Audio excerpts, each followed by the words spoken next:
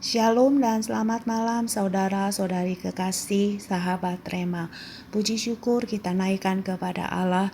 Hari ini Dia masih memberi kepada kita waktu untuk beribadah baik secara online maupun onsite.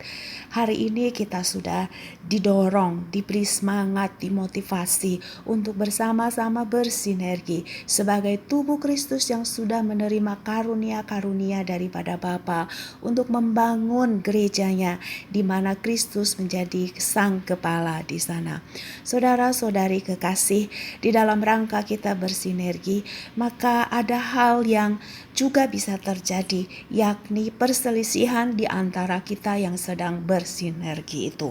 Hal itu seharusnya tidak menjadi sesuatu yang aneh, sebab pada mulanya saat gereja mula-mula dibangun pun demikian. Mari kita akan membaca di dalam Kisah Para Rasul pasal yang ke-15 ayatnya yang ke-38 sampai 39. Demikian bunyi firman Tuhan.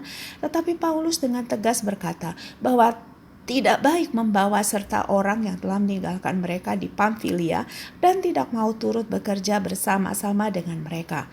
Hal itu menimbulkan perselisihan yang tajam sehingga mereka berpisah dan Barnabas membawa Markus juga sertanya berlayar ke Siprus. Ini adalah perbedaan yang terjadi antara Paulus dan Barnabas. Kita mengerti Paulus adalah orang yang dibawa oleh Barnabas kepada para murid pada waktu itu, sehingga Paulus boleh mendapat ruang dan mendapat kesempatan untuk menjadi seorang hamba yang membawa pengaruh bagi pekerjaan Tuhan. Namun pada masa itu, pada perjalanan misi, terjadi sebuah perselisihan antara Paulus dan Barnabas perihal Markus. Saudaraku, perselisihan ini bisa terjadi dan memicu emosi.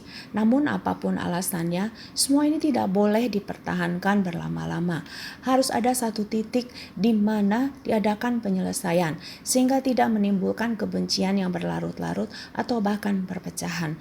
Saudara, dalam rangka kita bersinergi satu dengan yang lain, maka hal ini pun sangat mungkin berpotensi terjadi. Namun kita belajar dari apa yang terjadi antara Paulus dan Barnabas.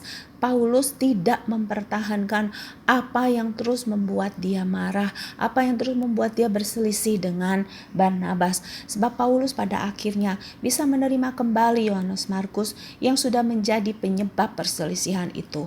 Hal ini tertulis di dalam 2 Timotius pasal 4 ayat 11 yang berkata bahwa pelayanan dari Markus itu sangat penting dan berguna bagi dia.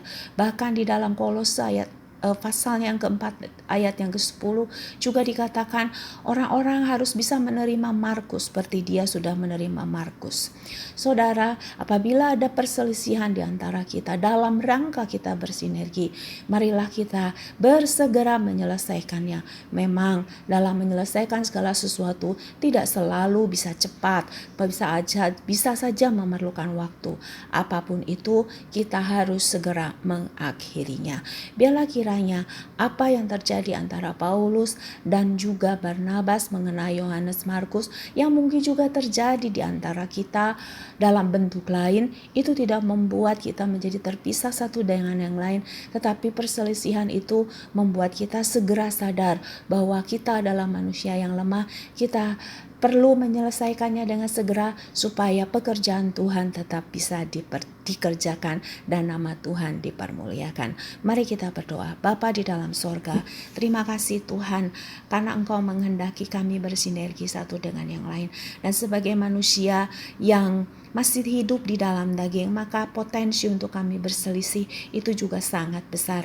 Namun apapun itu, apabila terjadi sesuatu yang tidak menyenangkan hati Tuhan, biarlah kami menjadi orang-orang yang segera berdamai, membawa kemuliaan kembali bagi Tuhan, sehingga pekerjaan Tuhan dilanjutkan kembali. Terima kasih ya Tuhan Yesus. Sebentar kami beristirahat, kami mohonkan anugerah Tuhan. Dalam nama Yesus kami berdoa. Haleluya, amin. Selamat malam, Tuhan Yesus memberkati.